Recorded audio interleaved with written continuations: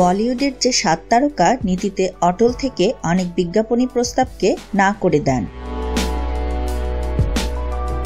সবাইকে গল্পকথা ইউটিউব চ্যানেলে স্বাগতম। বলিউড ও ক্রিকেটের অজানা সব সত্য নিউজ আপডেট পেতে সাবস্ক্রাইব লেখার উপর ও বেল বাটনে প্রেস করুন। জনপ্রিয়তা বাড়ানোর সাথে সাথে বাড়তি আয়ের জন্য বিজ্ঞাপন বলিউডের বড় একটা মাধ্যম। তবে বড় বড় অনেক বিজ্ঞাপনী প্রস্তাবে প্রায় না করে দেন তারকারা। কেন? তাদের পরিষ্কার জবাব, নিজেদের নীতির বিরুদ্ধে যায় এমন কোনো কিছুই করবেন না। জন আব্রাহাম শরীর নিয়ে খুব সচেতন। তিনি অ্যালকোহল বা তামাক ছুঁয়েও দেখেন না। সেজন্য সিগারেট ও মদের বিজ্ঞাপনের অনেকগুলো প্রস্তাবে না বলে দেন।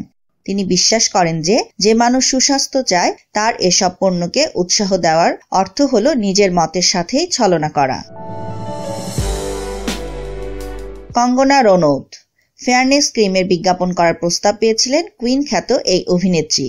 বলা হচ্ছিল এর ফলে এই প্রস্তাবে হ্যাঁ বললে তিনি বেশ অর্থকরীর মালিক বনে যেতেন। যদিও কঙ্গনা না বলে দেন, কারণ ফেয়ারনেস ক্রিমের বিজ্ঞাপনকে কালোদের প্রতি অবমাননাকর হিসেবে মনে করেন। কারিনা কাপুর খান চিকেন প্রোডাক্টের একটি বিজ্ঞাপন করতে অস্বীকৃতি জানিয়েছিলেন কারিনা কাপুর, কারণ তিনি নিজে নিরামিষভোজী। আমির খান কখনোই কোনো প্রতিষ্ঠানের নির্দিষ্ট কোনো পণ্যের বিজ্ঞাপনে কাজ করেন না। অনেক বিজ্ঞাপনের প্রস্তাবই তিনি নাকচ করে দিয়েছেন।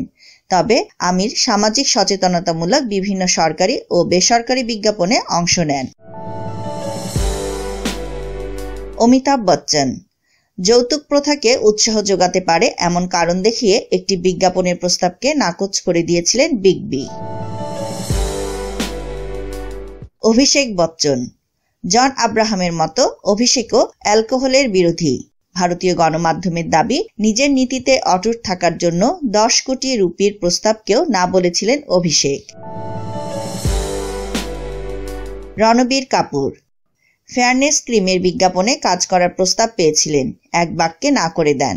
রণবীরের দাবি, এই জাতীয় ফেয়ারনেস ক্রিম বর্ণবাদকে সমর্থন করে। বন্ধুরা, ভালো লাগলো এই সংবাদ শুনে যে টাকা পয়সার সাথে নীতির আপোষ করেননি এই তারকারা?